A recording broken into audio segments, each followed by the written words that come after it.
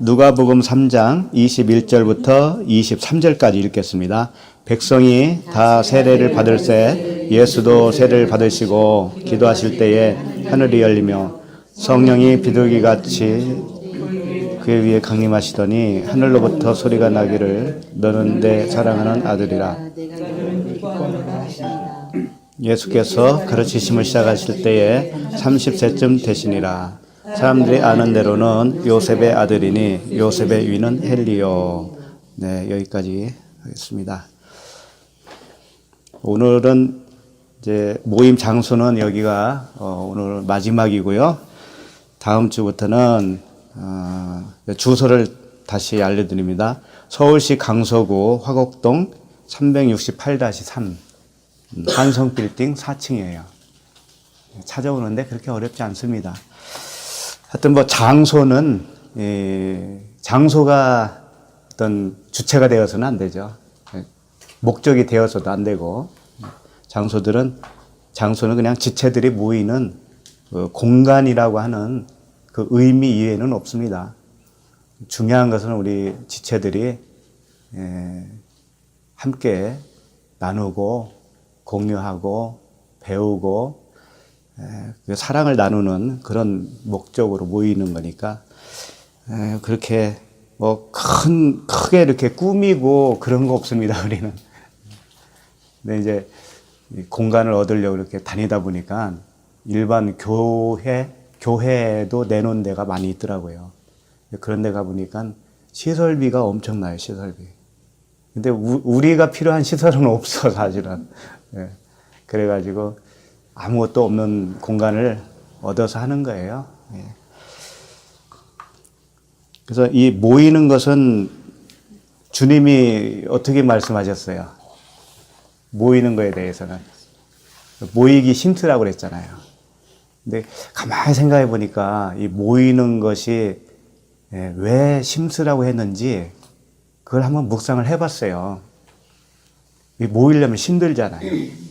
차도 몇 번 타시고 오시는 분도 있고 1시간, 2시간 막 걸리는데 그런데도 이 모여야 하는 필요성이 있을까라고 하는 부분이죠. 근데 거꾸로 모이지 않으면 어떻게 될까라는 생각을 해봤어요. 이 모임 자체가 없다라고 했을 때 그럼 누가 이걸 전할 수가 있을까라는 생각도 되더라고요. 그러니까 모임은 일단 말씀이 전해질 수 있는 원동력이 될 수가 있고 또 서로가 지체로서 이렇게 모였을 때 지체들은 다 이렇게 수준으로 말하면 수준 차이가 많이 나잖아요. 그러니까 새로 입교하신 분도 있고 복음을 이제 듣기 시작하신 분도 있고 또 통달하신 분도 계시고 그렇기 때문에 이 나눔이 서로 잘 안 맞는 경우도 있을 것 같더라는 거죠.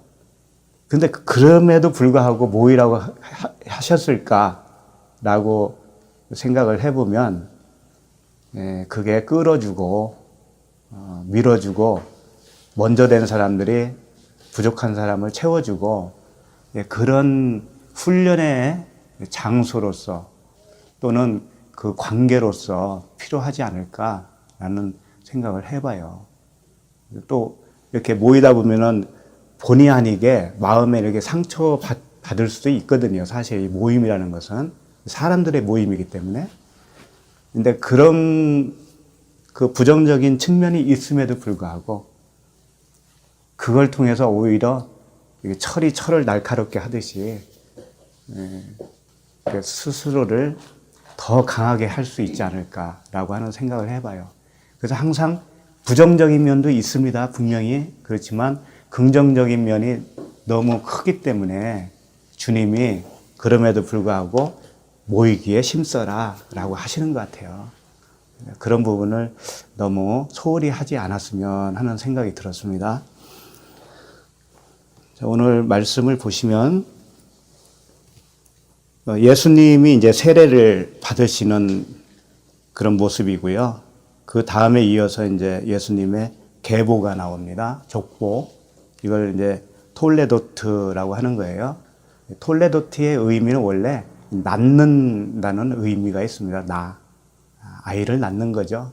누가 누구를 낳고 그 역사를 이제 톨레도트라고 합니다.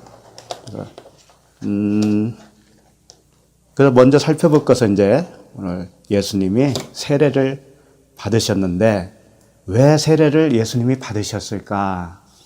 또 예수님이 받은 세례는 의미가 어떤 의미가 있을까?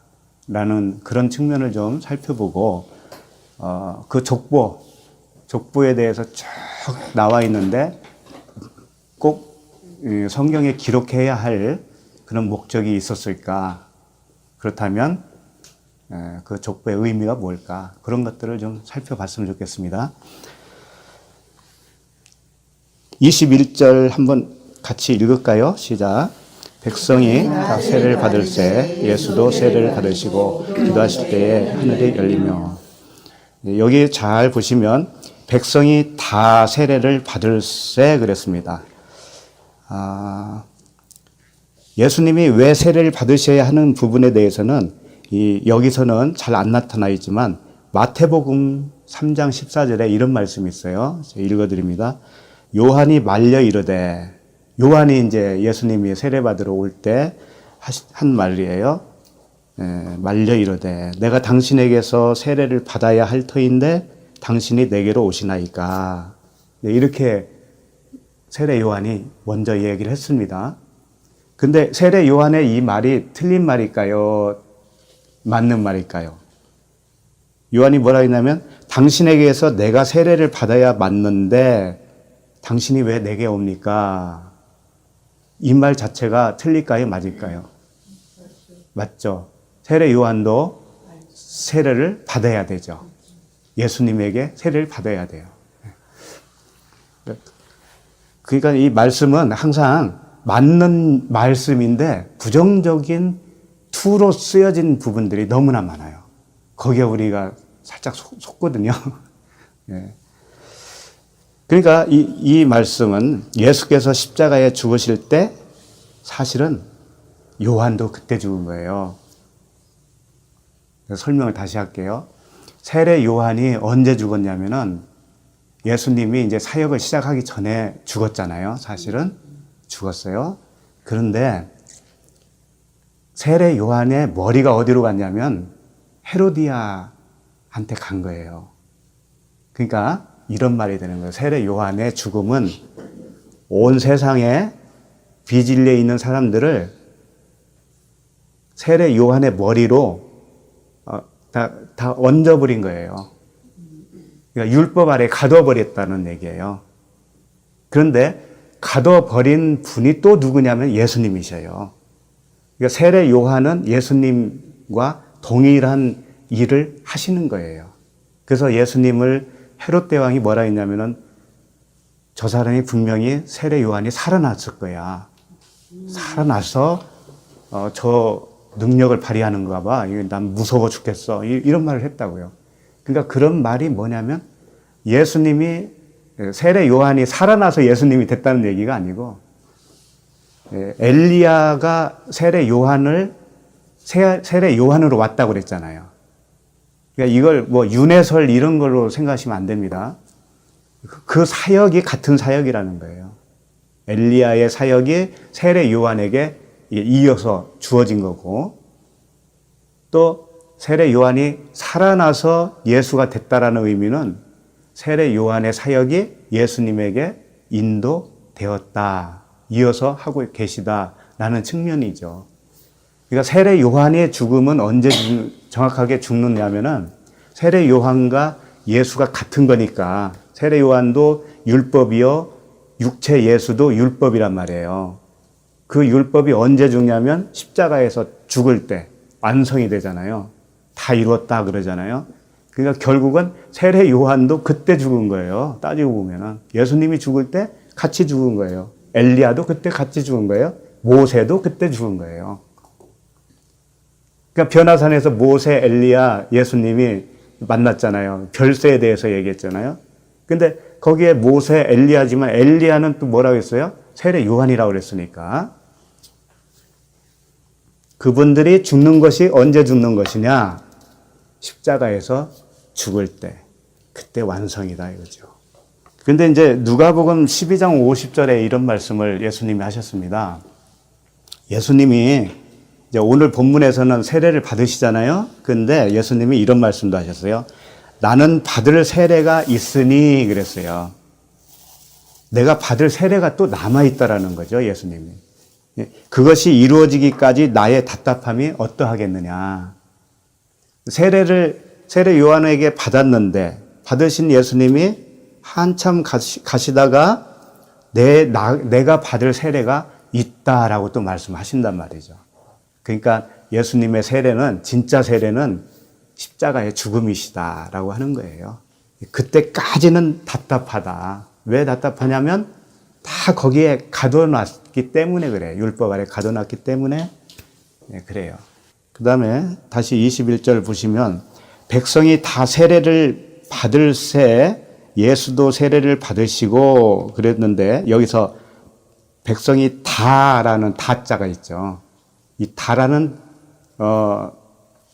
단어가 모두라는 단어예요.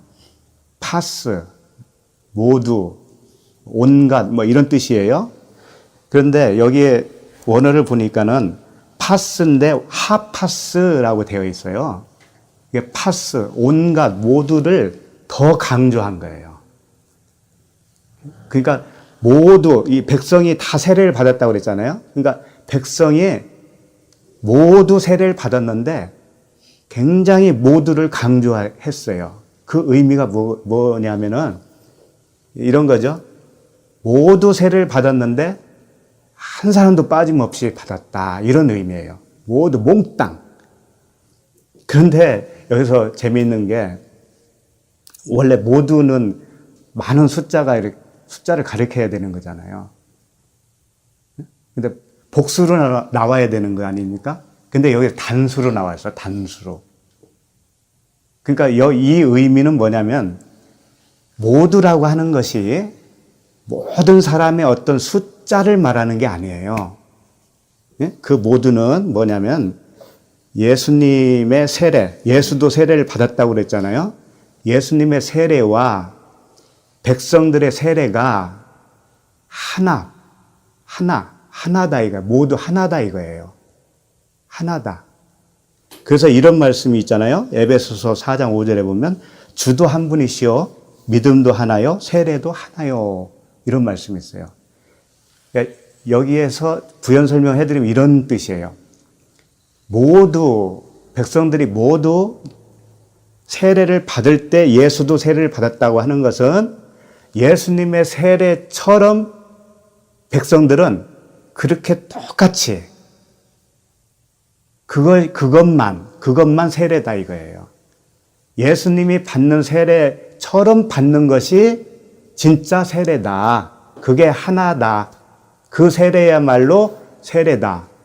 그럼 그거 말고 다른 세례도 있다라는 전제가 되잖아요. 자, 예를 한번 들어볼까요? 우리가 세례식을 하잖아요. 그러면 세례식 하고 나면 나 세례 받았다고 그러잖아요. 이것은 다른 세례란 말이에요, 이게.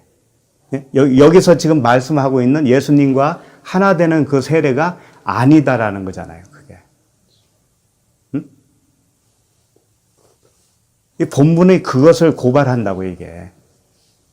예수님이 받은 세례처럼 받는 그것만 세례다, 그런 뜻이에요. 그런 뜻이에요. 그러니까 그 세례는 예수님과 하나 되어서 죽는 거잖아요. 세례는 죽는 거니까. 그러니까 여기서 백성이 다 세례를 받을 때 예수도 세례를 받았다라고 하는 표현은 예수님과 백성이 하나가 되어서 하나로 죽었다 그런 뜻이에요. 근데 그거 말고 다른 세례는 세례라고 할 수가 없다. 그런 뜻이라고요, 이게. 그러니까 세례를 받아야 된다라는 둥, 죽기 전에 세례를 또 받아야 된다고 하면서 모셔다가 이렇게 세례식을 하잖아요. 임종 직전에. 그러니까 그것을 하면 그분이 구원받아서 천국에 갔다 오르고 그걸 안 하고 그냥 운명하시면 그곳에 못 갔다라고 이렇게 생각하는 그런 것들, 그런 기준, 이런 기준은 본문에서 성경에서 말하는 그 세례가 아니다라는 거예요. 자, 그 다음에 기도하실 때에 하늘이 열리며 이렇게 되어 있죠. 기도하실 때. 이제 요 본문은 이제 예수님이 이 세례를 받는 이 말씀이 마태복음에도 있고 마가복음에도 나와 있어요. 똑같이 나와 있는데 다른 본문에서는 예수님이 세례 받으시면서 기도했다라는 것은 없어요. 근데 여기만 나와요. 여기만. 누가복음에만 기도하실 때에 하늘이 열리며 이렇게 나왔어요. 다른 부분에서는 기도 안 했는데도 그냥 하늘이 열리고 성령이 비둘기같이 임하셨다. 그렇게 되어 있는데 여기는 유독 기도하실 때에 이렇게 되어 있어요. 프로시코마의 기도. 기도하실 때 하나님이 이제 그 성령으로 임하셨다 그런 말씀인데 자, 그러면 이 본문을 그대로 어떻게 사용할 수도 있냐면은 자, 너네들 이번 주 세례 받으니까 예수님도 기도했잖아. 너희도 또 기도하고 와. 이렇게 할 수 있잖아요. 응? 더군다나 성령을 받아야 되니까 기도를 빡세게 해야 돼. 이렇게 적용할 수 있는 거 아니겠어요? 그런데요, 본문을 보시면 알겠지만 비둘기같이 성령이 임했다라고 하는 것도 실제로 비둘기가 임한 건 아니죠. 그러면 이게 무슨 말이냐면 상징성 아닙니까? 그러면 기도했다라는 것은 상징으로 봐야 되는 거야, 안 봐야 되는 거야? 같이 봐야 되잖아요. 근데 이것은 상징으로 보고 이것은 안 보고 그러면은 잘못 보고 있다라는 거예요. 근데 오늘날 교회가 그렇게 보고 있거든요, 사실. 어느 것은 상징으로 보다가 어느 것은 사실적인 말씀을 받아들여요. 그래서 앞뒤가 안 맞는 거라고 이게. 부활이라고 하는 것도 그렇잖아요. 죽은 다음에 부활하는 것이 부활이다라고 그러잖아요. 그래서 이 기도하실 때에 프루시코마이 할 때 성령 임하셨는데 기도했다라는 것은 예수님이 기도한 거예요. 프로시코마이라고 하는 뜻이 뭐예요? 기도. 뜻이 원함이잖아요, 원함. 간청하다, 뭐 원하다, 그런 거잖아요. 똑같은 뭐 기도 내용이나 뭐 다 똑같은 거지. 그런데 지금 예수님이 누구에게 기도하는 거죠? 하나님께 기도하는 거죠. 그럼 예수님 자신도 누구예요? 하나님이시잖아요. 그럼 결국은 하나님에게 기도하시는 거잖아요. 하나님이 하나님에게 기도하시는 거예요. 그럼 하나님이 하나님에게 원하는 것은 무엇일까요? 무엇겠어요? 하나님 자신이 자신에게 원하는 거예요, 지금. 자신이 자신에게 기도하는 거잖아요. 그러면 하나님이 원하시는 것이 뭐냐면은 지금 세례 받을 때 기도한 거니까 이 세례 받는 것 자체가 원함이잖아요. 그렇죠? 세례 받는 것 자체가 원함이에요. 그 원함을 그대로 자기가 그걸 받아들이니까 어떻게 돼요? 성령이 비둘기같이 임하셨어요. 그러면 기도해야 성령 받는다 좋아요. 그러면 기도할 바에는 주님처럼 하셔야지. 주님은 어떤 기도를 하셨냐면 죽기를 위해서 기도한 거예요. 세례가 죽는 거 아닙니까? 그럼 겟세마네 동산에서 주님이 기도하실 때 어떤 기도를 하셨어요? 내 뜻대로 마옵시고 아버지의 뜻대로 되기를 원하나이다. 그 기도밖에 뭐 있습니까? 그래요. 기도하시려면 그 기도를 하셔야 되는 거예요. 그러니까 하나님의 원하심을 구하는 것이 기도예요. 나의 원함을 기도하는 게 기도가 아니고 하나님의 원하심. 하나님의 원하심은 딱 한 가지예요. 핵심적으로 말씀드리면 십자가의 죽음과 부활밖에 없어요. 그러니까 우리도 십자가의 죽음과 부활 그거밖에는 원할 게 없어요. 왜? 그게 가장 영광스러운 거니까. 하나님이 원하시는 것이 그거밖에 없어요. 십자가의 죽음과 부활이에요. 다른 거 없습니다. 우리 아무리 말씀 파봐도 그 말씀 이해 없어요. 그러니까 기도하실 때에 이제 이렇게 임하신 거죠. 자, 하늘이 열리며 그랬습니다. 기도하실 때 하늘이 열리며. 하늘이 열렸다라고 하는 것은 하늘이 뭐예요? 우라노스죠. 우라노스.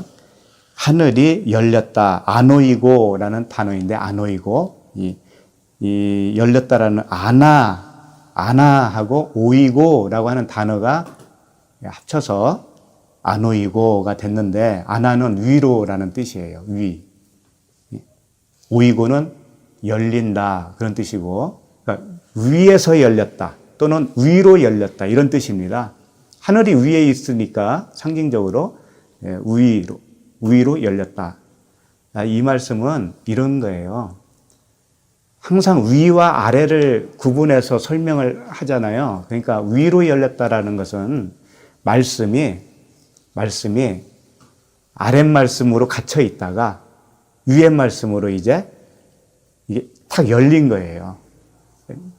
예수 그리스도에게 성령이 임하신 것 자체가 그렇게 열린 복음의 말씀으로 임했다라는 거예요.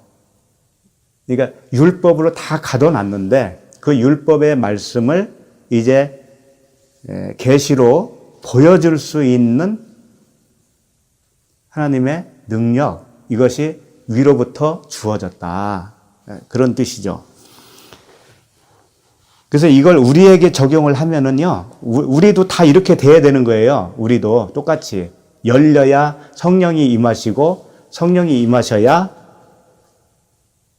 율법 아래에서 해방될 수가 있는 거죠. 그게 구원이잖아요.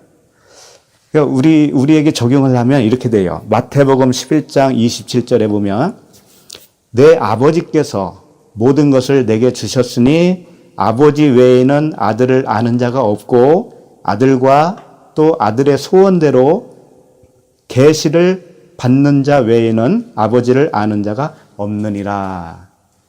계시라는 말이 나오죠. 아들의 소원대로 열리는 그 계시. 이 계시가 우리에게 임해야 되는 거예요. 그게 열림이에요. 계시가 임하는 것이 열림. 그러면 열림은 어떻게 되냐? 그 열림 자체가 성령의 임하심이고 성령의 임하심은 복음을 깨닫게 된다. 이런 말씀이죠. 율법 아래에서 노임을 받게 돼요. 율법의 말씀이 이제는 복음으로 변해서 나에게서 풀어지는 거예요. 그래서 진정한 자유가 이제 생겨나는 거죠. 평강 속에서 살아갈 수가 있는 거죠. 그렇게 되는 거예요. 그러니까 예수 그리스도께서 먼저 그것을 해주시는 거죠. 자, 22절 우리 한 목소리로 읽어볼까요? 성령이 비둘기 같은 형체로 그의 위에 강림하시더니 하늘로부터 소리가 나기를 너는 내 사랑하는 아들이라 내가 너를 기뻐하노라 하시니라.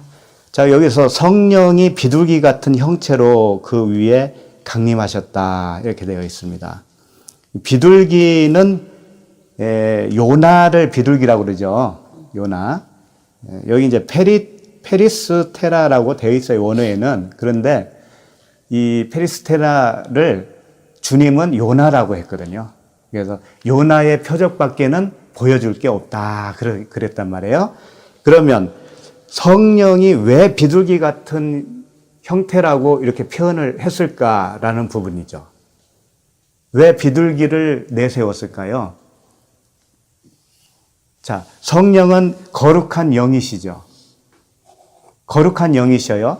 그럼 거룩한 영이 비둘기 같은 그런 형태라는 얘기도 되잖아요.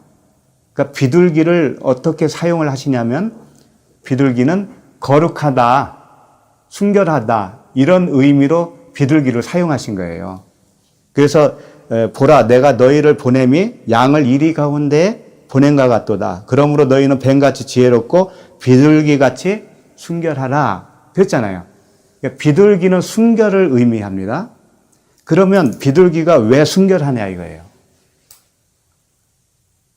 비둘기 똥 싸고 그러는데 앞마당에 막 지저분해지고 그러잖아요. 비둘기가 순결하다라고 하는 의미는 뭐냐면 요나가 비둘기인데 요나가 죽었잖아요. 네? 죽고 3일 만에 물고기 뱃속에서 나왔잖아요. 그와 같이 우리 주님이 십자가에서 죽으시고 3일 만에 부활하신 사건. 그러니까 왜 순결하고 왜 거룩하냐면 죽어서 부활했다 이거예요. 죽어서 부활한 것을 비둘기를 통해서 설명하고 싶은 거예요.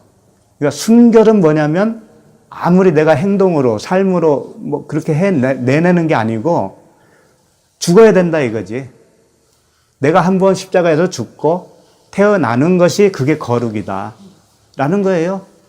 다른 말 아니잖아요. 또 여기서도 항상 같은 말씀을 또 하시는 거지. 그리고 이제 비둘기를 상징한 이유가 뭐냐면 비둘기는 날개 가진 새입니다. 새예요. 그러면 새는 모든 동물 중에서 공중을 나는 새란 말이에요. 그러니까 이 새, 그것은 하늘적인 존재라는 측면을 강조하시는 거죠. 그래서 가난한 자는 비둘기로 번제물로 드렸잖아요. 비둘기를. 이 가난하다라는 것은 심령이 가난한 거죠. 심령이 가난한 자가 저 위에서 사는 자들이 되는 거예요. 저 위에서 날아다니면서 사는 거예요, 사실은. 그러니까 우리를 하늘에 앉힌 바 되었다 그러잖아요. 우리는 하늘에 날아다니는 거죠. 근데 전제가 뭐예요? 죽어야 된다는 거지. 죽어야 부활이라는 거지. 그럼 뭐가 죽는 거예요? 뭐가? 예수님이 죽은 의미가 뭐냐면 예수님은 율법 아래로 오셨습니다. 율법은 하나님의 말씀인데 율법은 그 이면의 복음을 품고 있는 겉텄말이에요. 표면적인 말씀이에요. 이 표면적인 말씀이 십자가에서 죽었다라는 거죠. 그러면 똑같이 우리에게도 내가 십자가에서 죽었다라고 하는 것은 나에게 들어왔던 표면적인 말씀이 죽는 거예요. 무엇로 죽어요? 뚜껑을 열어주셔서 성령께서 가르쳐 주는 거잖아요. 계시로 가르쳐 주시면 가르쳐 주신 성령의 말씀, 그 음성이 복음이에요. 그래서 표면적인 말씀이 이제 내용으로서 바뀌는 거예요. 그 이면적인 복음의 말씀으로 바뀌어요. 그러면 이것을 다시 설명하면 행위 언약이 은혜 언약으로 바뀌는 거예요. 은혜 언약이라는 것은 하나님이 해주시겠다고 하는 은혜예요. 근데 왜 그럴 수밖에 없냐면 내가 할 수 없기 때문에 그래요. 내가 할 수 없기 때문에 하나님이 해주시는 거죠. 근데 율법 아래에 있으면 내가 하려고 그러잖아요, 내가. 그럼 우리 삶 속에도 그렇게 한번 적용을 해보세요. 내가 하려고 하는 것은 율법이란 말이에요. 네? 그분이 주셔서 그분 마음으로 해나가는 것은 복음이에요. 우리 삶도 물론 내가 합니다. 다. 밥도 내가 먹어야 되잖아요. 직장도 내가 내 발로 가야 되는 거예요. 그런 의미가 아닌 거예요. 그런 의미가 아니고 내가 하지만 그 모든 것은 주님의 인도하심이다라는 그 믿음으로 산다라는 걸 말하는 거예요. 모든 것이 주님이 하시는 거예요. 주님이. 그걸 믿느냐 안 믿느냐는 천지 차이라니까요. 주님이. 그러면 나에게 있어서 좋게 보이는 것도 있고 안 좋게 보이는 것도 있습니다. 우리 삶 속에 기분 나쁜 것도 있고 기분 좋은 것도 있어요. 그렇죠? 예. 일이 잘 풀릴 때도 있지만 안 풀릴 때도 있죠. 그런데 그것을 주님의 인도하심으로 볼 수 있어요, 여러분? 그렇게 볼 수 있는 게 십자가의 죽음이라고요. 십자가 죽은 사람은 그걸 다 인정을 해요. 여기에 어마어마한 차이가 있는 거예요. 말씀을 많이 알고 적게 알고 이건 별 문제입니다. 사실. 자꾸 말씀을 보는 이유는 그 말씀이 나를 그렇게 해 주시기를 원하는 거예요, 우리가. 왜? 내가 할 수도 없기 때문에 그거조차 말씀이 해주셔야 되거든요. 말씀이신 하나님이 해주셔야 되거든요. 그 소망을 갖고 계속 말씀을 듣고 그 비진리로 들어온 내 말씀을 다 걷어내고 그리고 비진리로 생각했던 내 생각이 동시에 같이 물러나는 겁니다. 항상 내 생각과 말씀은 짝이에요, 짝. 응? 내 생각이 육신의 생각으로 가지고 있으면 내가 가지고 있는 말씀도 율법의 말씀으로 붙어 있는 거예요, 같이. 같은 존재예요, 같은 존재. 그러니까 너희가 말씀을 받은 자는 신이라 하였거늘 그러잖아요. 그러니까 율법이든 복음이든 말씀을 내가 받았으면 내가 신이에요. 신인데 육신의 생각으로 받아 있는 그 말씀, 나하고 딱 결탁이 되어 있는 그 말씀은 귀신이 되는 거예요, 귀신. 귀신. 그게 귀신인 거예요. 말씀이 귀신이라고요. 네? 그렇게, 그 말씀을 그렇게 여기고 있는 나도 귀신이요. 같이 짝을 이뤄서 항상 같이 간다고 그랬잖아요. 말씀과 내가.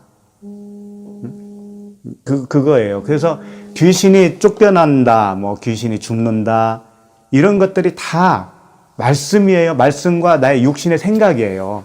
말씀과 육신의 생각이 같이 죽어야 돼요. 그러니까 예수와 함께 내가 죽었다라고 표현을 하죠.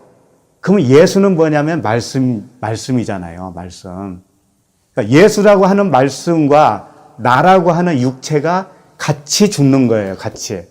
근데 예수라는 그분은 죄가 있는 분이 아니에요. 있는 분이 아닌데 내가 죄인이기 때문에 그 예수를 그리스도로 못 보는 거예요. 내가 죄인이기 때문에 율법을 복음으로 못 보는 거라고요. 네?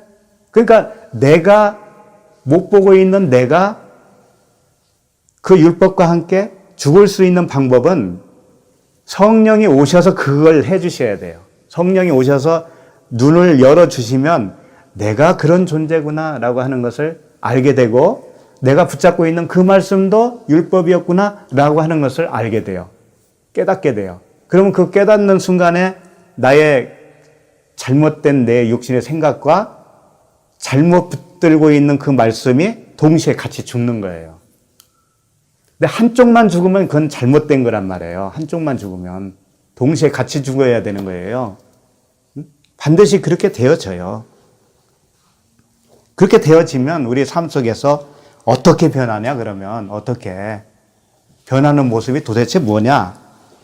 그것은 내 뜻대로 마옵시고 하나님 뜻대로라는 거예요. 그게 간단한 문제 같지만요. 요것처럼 안 되는 거 없어요. 요것처럼 안 되는 거 없어요. 내가 살아있으면 이게 안 됩니다. 그냥 이론적으로는 가능해요. 아유, 주님 뜻대로 뭐 된 거지 뭐. 이런 식으로 말은 잘 하는데 실제 상황에서는 그렇게 안 되는 거예요. 실제 상황에서.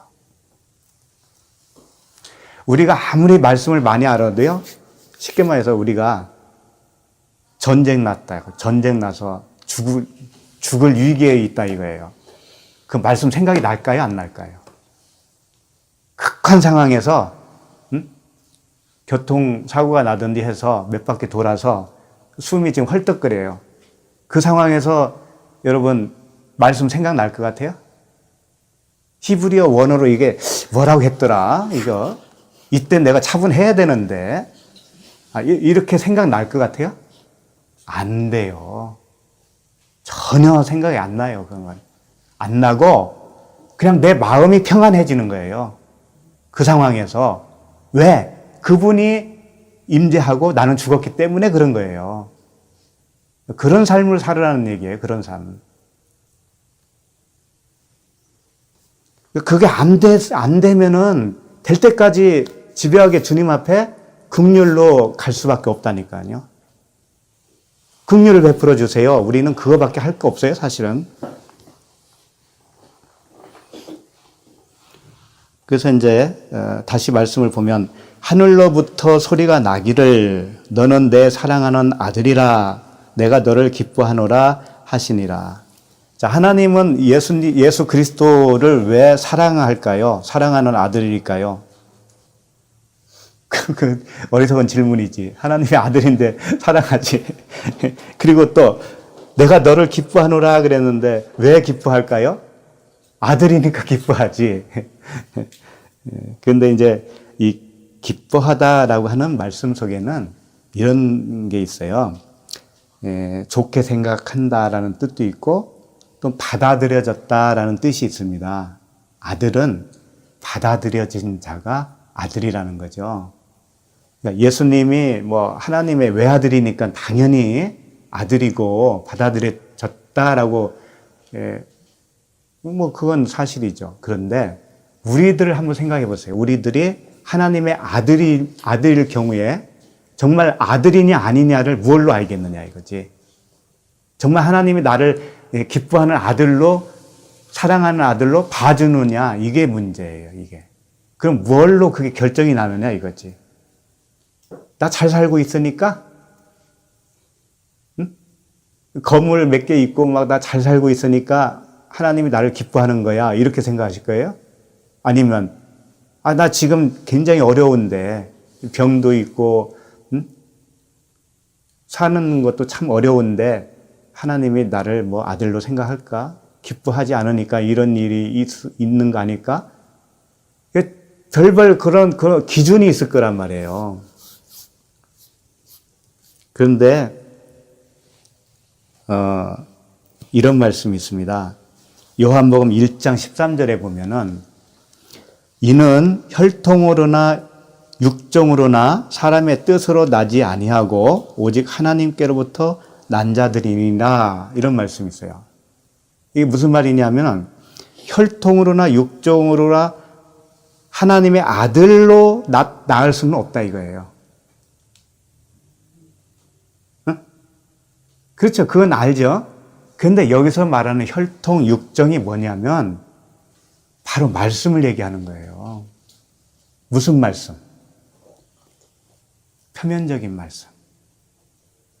응? 다 그걸 말하고 있어요. 표면적인 말씀으로 붙들고 있는 사람의 특징은 어떻게 되냐면 족보 이야기 나오겠지만 그 족보를 중요시하는 거예요. 그럴 거 아니에요. 그게 바리새인과 서기관들이잖아요. 대표적인 인물들이 나의 아버지는 아브라함이거늘 우리가 종된 사실이 없는데 왜 우리 보고 종이라고 하느냐 뭐 이런 말도 있었잖아요. 그러니까 여기서 혈통, 육정 이것은 다 율법 아래에 있는 사람들을 말하는 거예요. 그런 상태에 있으면 하나님이 기뻐하는 아들이 된다 안 된다? 안 된다. 지금 말씀으로 얘기하는 거예요. 말씀. 이 말씀에 네가 살고 있냐? 저 말씀에 살고 있느냐? 요것을 지금 계속 말씀하고 있는 거예요. 그러니까 기뻐하는 아들이라 할 때는 예수님은 누구냐면 독생자잖아요. 독생자. 모노게네스라고 하잖아요. 모노게네스. 모노게네스라고 하는 뜻은 뭐냐면 진리의 아들이다라는 뜻이에요. 그럼 진리는 뭐냐면 선악이 아니에요. 하나예요. 하나. 모노. 모노 아시죠? 스테레오 모노. 모노는 진리예요. 근데 진리는 선과 악을 구분하는 게 아니고 진리는 하나란 말이에요. 딱 하나. 그냥 사랑이에요. 사랑. 그러니까 사랑의 아들로 태어나면 기뻐하는 아들인 거예요. 그게 독생자예요. 네? 예수 그리스도는 맏형으로서 독생자 예수 그리스도가 맞지만 우리도 똑같은 아들로 태어나면 우리도 무슨 아들이다? 독생자다. 우리도 독생자다. 네? 근데 독생자가 되어야만이 기뻐하고 사랑하는 아들이다. 이런 뜻이에요. 세례 받을 때 하필이면 세례 받을 때 그런 말씀 하셨겠어요? 죽어야 된다는 얘기잖아요. 죽어야. 뭐가 죽어야 된다? 나하고 짝을 이룬 말씀. 네? 잘못된 말씀. 육체의 말씀. 나의 육체의 생각. 이것이 같이 죽어야 된다. 그러면 내가 모노게네스가 되는 거예요. 그러면 기뻐하는 자, 사랑받는 자가 되는 거죠. 그런 뜻입니다. 그래서 그냥 교회만 다니면 무조건 다 사랑받는 아들이고 기뻐하는 아들이요. 이런 식으로 그냥 도매금으로 넘어가면 정말 곤란한 거예요. 그런 말씀 아니에요. 자, 23절. 읽어볼까요? 예수께서 가르치심을 시작하실 때에 30세쯤 되시니라. 사람들이 아는 대로는 요셉의 아들이니 요셉의 위는 헬리오. 예수께서 가르치심을 시작할 때가 이제 30세. 이건 잘 아시죠? 30세. 제사장이 이제 30세부터 시작을 해서 50세에 마감을 하는 거예요. 그러니까 예수님 뭐 그러잖아요. 네가 50세도 안 됐는데 그런 말을 하지 않아요. 그러니까 제사장을 은퇴할 나이도 안 됐는데 이런 뜻이에요. 은퇴할 나이가 되면 네가 이제 지천명이잖아. 그러니까 그런 뜻인데 하여튼 30세부터 시작을 해요. 이게. 그래서 제사장 시작이 30세인데 히브리서 4장 14절에 보면 이런 말씀이 있습니다. 그러므로 우리에게 큰 대제사장이 계시니 승천하신 이 곧 하나님의 아들 예수시니라. 우리가 믿는 도리를 굳게 잡을지어다. 이런 말씀이에요. 그러니까 예수님은 제사장으로서 지금 등극을 하고 있어요. 30세쯤. 근데 그분은 인간이 세운 그 제사장하고는 틀리죠. 큰 대제사장이에요. 제사장 중에서 가장 으뜸 가는 진짜 제사장. 그분은 우리를 살릴 수 있는 제사장이죠. 그분의 죽으심으로 인해서 그 사랑으로 우리를 살릴 수가 있는 그런 큰 제사장입니다. 그리고 다윗이 왕위에 즉위할 때가 30세에 즉위를 했어요. 다윗이. 다 그런 의미가 있습니다. 그리고 요셉이 그 30세의 총리가 돼요. 그래서 이 30세가 됐다라는 의미는 이제 생명을 살릴 수 있는 나이가 됐다. 그런 뜻인 거예요. 자, 그럴 때 사람들이 아는 대로는 요셉의 아들이니 이랬습니다. 사람이 아는 대로는 이라는 뜻은 뭐예요? 혈통으로는 그렇지 않아요. 혈통으로는 저 눈에 보이는 예수님이 혈통으로는 그 아버지가 요셉이야. 그런 뜻이죠. 그러면서 요셉의 아들이니 요셉의 위는 헬리오 하면서 이제 계속 족보가 시작이 돼요. 그런데 이 족보가 어디에서 끝나요? 하나님에서 끝나죠. 하나님에서 끝났다라는 것은 예수 그리스도가 원래 어디서 왔다라는 거예요. 하나님에게서 나오신 분이에요. 근데 이 족보는 오르막 족보예요. 오르막 족보. 내리막 오르락 그 들어보셨을 거예요. 야곱이 꿈을 꿀 때 사닥다리가 천사들을 위해서 오르락 내리락. 그게 이 꿈이에요. 똑같은 거예요. 그러니까 마태복음에 가면은 이 족보가 나오죠. 족보가 나오는데 마태복음에서는 아브라함과 다윗의 자손 예수 그리스도의 세계니라 이렇게 시작이 됩니다. 근데 누가복음은 예수 그리스도부터 시작을 해서 하나님까지 쫙 올라가잖아요. 근데 내리막 족보, 마태복음 내리막 족보라고 해요. 내려오는 거잖아요. 위에서부터. 근데 아브라함과 다윗의 자손 이렇게 표현을 했단 말이에요. 그 뜻은 뭐냐면 아브라함은 하나님이 뭐라고 했냐면 너는 나의 벗이다 이랬어요. 벗이다. 그리고 다윗은 뭐냐면 다윗은 왕이잖아요.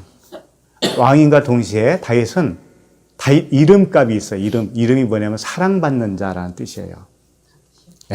사랑을 받는 자.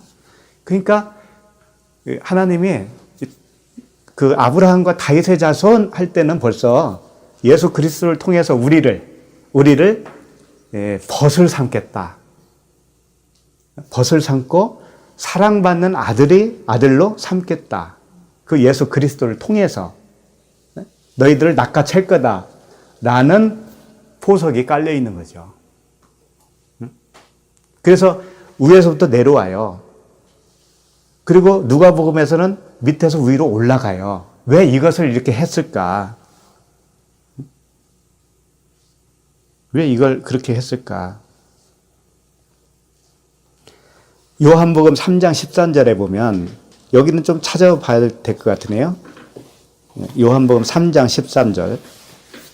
13절 하늘에서 내려온 자 곧 인자 외에는 하늘에 올라간 자가 없느니라. 그러니까 내려왔다 그러죠. 예수 그리스도께서 하늘에서 내려왔어요. 그리고 올라간 자는 자기밖에 없다라는 거예요. 근데 올라간 것은 아직 아니에요. 아직 아닌데 이렇게 표현을 하죠. 그러면서 14절에 보세요. 모세가 광야에서 뱀을 든 것 같이 인자도 들려야 하리니 이는 그를 믿는 자마다 영생을 얻게 하려 하심이니라. 자, 그분이 혈통을 타고 이렇게 내려오셨습니다. 땅에 내려오셨죠. 근데 올라갈 때는 어떻게 올라가냐면 십자가에서 뱀이 들린 것 같이 들려야 올라가는 거예요. 들리는 게 올라가는 거예요. 그러니까 내려와서 뭘 하시겠다는 거예요. 죽으시겠다는 거죠. 십자가의 죽음. 죽으시고 부활을 하셔서 올라가시겠다 그런 뜻이잖아요. 네? 그래서 족보를 내리막 족보와 오르막 족보를 두 가지를 이렇게 세팅을 딱 해놓으신 거예요.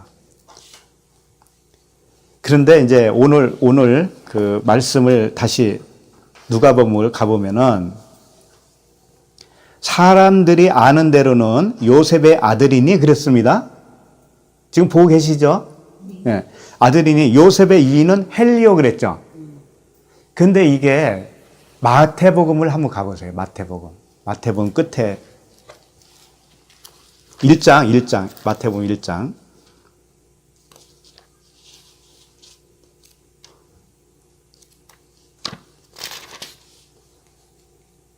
어디죠? 마태복음 1장 16절 보세요. 16절. 자, 16절 보면 야곱은 마리아의 남편 요셉을 낳았으니 자, 야곱은 마리아의 남편 요셉을 낳았다고 그랬죠. 그럼 요셉의 아버지는 누구예요? 야곱이잖아요. 그런데 오늘 누가복음에서는 뭐라고 되어 있어요? 헬리라고 있잖아요. 이게 틀리잖아요. 누군가가 이거 미스를 한 거 아니에요? 그 마태복음 다시 보세요. 16절, 1장 16절. 야곱은 마리아의 남편 요셉을 낳았으니 마리아에게서 그리스도라 하나는 칭하는 예수가 나시니라 그랬습니다. 자, 그러면 여기는 지금 예수님을 낳은 요셉의 이야기지만 또 요셉이 있죠. 그 요셉의 아버지가 누구예요? 야곱이죠. 이게 세팅을 같이 하는 거예요. 그렇다면 아브라함, 이삭, 야곱의 12아들 중에서 요셉이 있죠. 요셉은 애굽에 팔려가서 총리로 일했잖아요. 30세. 그 요셉을 지금 이 요셉으로 세팅을 딱 하는 거예요. 그러니까 그 요셉은 사실상 그리스도의 모형이에요. 요셉은. 그러니까 야곱이 요셉을 낳은 거 똑같잖아요, 지금. 그러니까 그 요셉은 예수 그리스도에 대한 모형으로서 일을 하는 거예요. 그러면 요셉의 아들이 있죠. 요셉의 아들. 누구? 므낫세와 에브라임이 있죠. 네. 므낫세는 무슨 뜻이냐면 장자잖아요. 장자인데 므낫세는 제거하다, 버려져야 된다, 잊어져야 된다 그런 뜻을 가지고 있어요. 므낫세가. 그럼 에브라임은 뭐예요? 에브라임은 두 배로 증가하다 그런 뜻이에요. 근데 사전에는 두 배로 되어 있지만은 사실 두 배라기보다는 내 의견은 두 번째라고 하면 좋겠어요. 두 번째. 율법과 복음이니까 항상 두 번째. 그러니까 무슨 말이냐면은 이 요셉의 두 아들이 예수와 그리스도를 표현하고 있다 이거예요. 므낫세는 예수요, 에브라임은 그리스도라는 거예요. 그래서 이 요셉의 아들로 예수님이 태어나는 걸로 이렇게 세팅을 딱 했다니까요. 그러면 왜 누가복음에서는 요셉의 아버지가 헬리냐 이거예요. 이것은 이런 뜻이 있어요. 그 헬리는 원래 엘리인데 마리아의 아버지예요. 요셉의 아내 되는 마리아의 아버지가 엘리라고요. 그러면 더 정확하게 이야기하면 요셉의 장인어른이 되는 거예요. 그러죠? 그런데 아버지라고 한 거죠. 그렇다면 마리아와 요셉은 같다라는 거예요. 마리아와 요셉이 동일 인물이다 이거예요. 하나다 이거예요. 뭐 하나일까요? 구약이라고 하는 말씀이에요. 이 족보 자체가 뭐예요? 구약 말씀이잖아요. 전체가. 그 인물들의 이야기 아닙니까? 그렇죠? 네. 하나님의 말씀이에요. 구약 39권. 그 말씀이 요셉과 마리아의 이야기다. 거기서 나온 아들이 누구예요? 예수 그리스도다. 그런데 그 예수 그리스도는 버려져야 할 것과 두 번째 것으로 오는 둘째 아담. 이렇게 표현할 수가 있겠죠.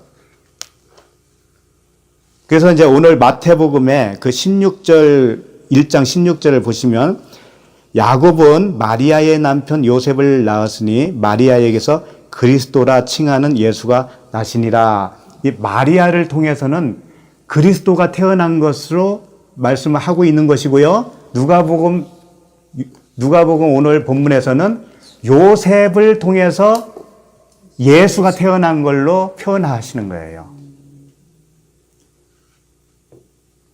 그래서 각각 두 족보가 예수와 그리스도를 낳는, 그렇지만 그게 하나라는 거죠. 둘이 아니에요. 하나예요. 족보는 다 하나잖아요.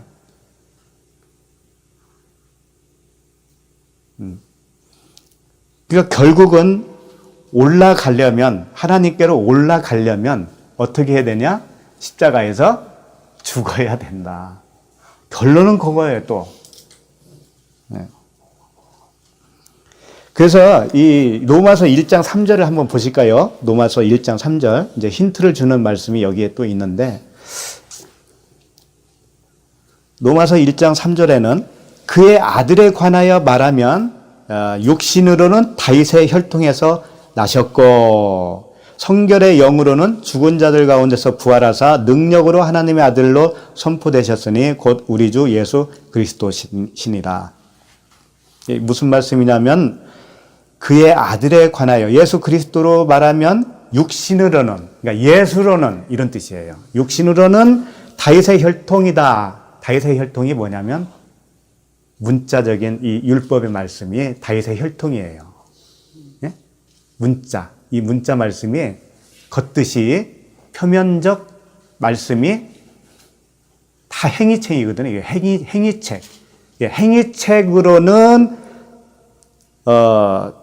다윗의 혈통, 아들에 관하여 육신으로는, 육신이 뭐예요? 예수잖아요.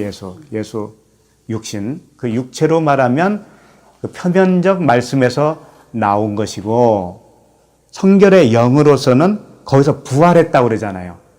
그러니까 율법 아래에서 복음으로 진리의 은혜로 부활한 그 말씀이 누구다? 그리스도다. 같은 말씀을 계속 하시는 거예요. 그렇게 되어지는 것이 부활이라는 거, 진정한 부활. 우리 말씀의 부활이 진짜 부활인 거예요. 우리 안에서 자유를 누리려면 그 말씀이 풀어지고 내 생각이 다 놓아지고 하나님의 다스림 안으로 쏙 들어가 버리는 거예요. 부활하신 그분이 부활한 나와 하나로, 한 영으로 살아가게 되는 거죠. 그렇게 되면 우리의 삶이 가장 아름다운 삶이요, 가장 평안한 삶이요, 가장 기쁜 삶이 되는 거죠. 그렇게 되는 거예요. 그런데 이제 제가 좀 짓궂어서 이 누가복음의 인물들을 다 세어봤어요. 하나님부터 예수 그리스도까지 세어보니까 딱 70이에요. 70. 신기하더라고. 70명이에요. 그 70명에 내가 포함되면 어떻게 돼요? 77이 되는 거예요. 그렇잖아. 내가 6인데, 네? 내가 육으로는 죽고 부활하면 7이 되잖아요. 안식에 이르는 자. 내가 거기 들어가잖아요. 하나로. 그러면 이제 이게 77이 되는 거라고. 영적인 혈통이 되는 거죠. 영적인 혈통. 그래서 이제 666 있잖아요. 666은 사람의 표다 그랬잖아요. 그래서 옛날에는 막 그걸 뭐라 그래요? 베리칩은 최근의 얘기입니다, 사실은. 그 이전에도 더 많았어요. 바코드도 있고, 막 컴퓨터, 또 교황. 교황이, 그렇죠? 그런 얘기 많이 듣고 자랐어요. 666은 777로 되면 그게 이제 부활이에요. 사람의 수라고 그랬잖아요. 사람의 수. 그러니까 사람이 666이라는 거죠.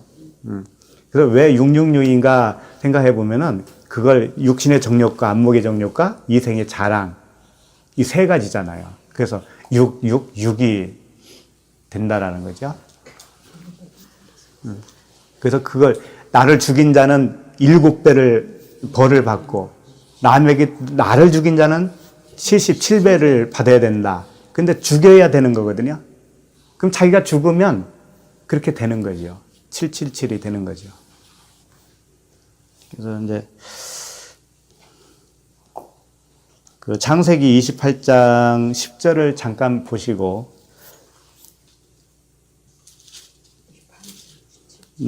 창세기 28장 10절 여기 보면 이제 야곱이 꿈을 꾸는 이야기가 나왔는데요. 야곱이 부엘세바에서 떠나 하란으로 향하여 가더니 한 곳에 이르러는 해가 진지라 거기서 유숙하려고 그곳에 한 돌을 가져다가 베개로 삼고 거기 누워 자더니 한 곳에 이르러는 해가 진지라 그랬습니다. 네? 저녁이 된 거예요, 저녁이. 근데 저녁이 되고 아침이 되면 이게 이제 그런 말씀이죠. 그런데 저녁이 되기 전에 낮이 있었을 거 아니에요. 그렇죠? 낮이 있었을 거 아니에요? 그 낮은 뭐냐면 깨닫지 못한 시기를 말하는 거예요. 내가 살아서 사는 그 날이에요. 그래서 저녁이 됐다라는 것은 이제 나의 죽음을, 허물을, 죄를 깨닫게 되는 시기가 되었다라는 뜻이에요. 그러니까 야곱이 이제 정말 하나님을 만날 때가 된 거예요, 이제. 그래서 저녁이 해가 진 거예요, 해가. 해가 진지라 거기서 유숙하려고 그곳에 한 돌은 뭐겠어요? 예수 그리스도죠. 예. 그 돌을 가져다가 베개로 삼고 거기 누워 자더니는 것은 뭐냐면 그리스도와 하나가 됐다라는 얘기예요. 그 베개로 삼았다라는 것은 그 돌이라고 하는 그리스도가 자기의 머리가 된 거예요. 그것을 이제 이렇게 표현한 거죠. 누워서 잤다라는 것은 요거 자체가 이제 죽음이에요. 세례죠. 그 다음에 12절. 꿈에 본즉 사닥다리가 땅 위에 서 있는데 그 꼭대기가 하늘에 닿았고 사닥다리가 섰는데 그 꼭대기가 있는 거예요. 꼭대기는 예수 그리스도의 머리라고 볼 수가 있죠. 꼭대기에 하늘에 닿았고 또 본즉 하나님의 사자들이 그 위에서 오르락 내리락 하고 이게 이제 오늘 족보에 나오는 그 사람들이 다 천사잖아요. 천사. 그분들이 다 오르락 내리락 하는 거예요. 13절. 또 본즉 여호와께서 그 위에 서서 이르시되 나는 여호와니 너의 조부 아브라함의 하나님이요 이삭의 하나님이라 내가 누워있는 땅을 내가 너와 내 자손에게 주리니. 자, 아브라함의 하나님, 이삭의 하나님이라고 하는 뜻은 뭐냐면 산자의 하나님이다. 그런 뜻이에요. 그러니까 아브라함이 왜 살았냐면 언약으로 산 거예요. 언약으로. 행위의 율법책으로 산 게 아니고 은혜를 잡은 거죠. 은혜의 언약. 그 은혜의 언약. 그 언약 안에 있는 사람만 산자거든요. 그게 이제 아브라함이고 야곱이고 그렇다는 거죠. 그 하나님이 네가 누워있는 땅을 내가 너와 내 자손에게 주겠다 이렇게 말씀하셨네요. 그러면 누워있는 땅이라는 게 뭐냐면 십자가의 죽음이잖아요. 죽어야 너에게 새 땅을 주겠다 그런 뜻이죠. 다 그런 거예요. 그러니까 말씀이 나와 묶여서 율법의 말씀이 나와 묶여서 십자가에서 죽는 거예요. 죽으면 새로운 땅이 되고 새로운 하늘이 주어지는 거죠. 새로운 말씀, 복음, 그리스도가 오시는 거죠. 그 그리스도로 하나가 되어서 이 땅을 사는 거예요. 그렇게 되는 거예요. 그래서 요게 이제 오르락 내리락 하는 거죠. 이렇게 본 거죠. 그래서 이제 다 했습니다. 뭐 다 볼 건 없어요. 이제 족보 이거 굉장히 많이 나왔기 때문에 이거 다 할 수는 없어요. 그래서 이제 요셉의 아들 므낫세와 에브라임, 이게 이제 그래서 반지파라고 표현을 하는 거죠.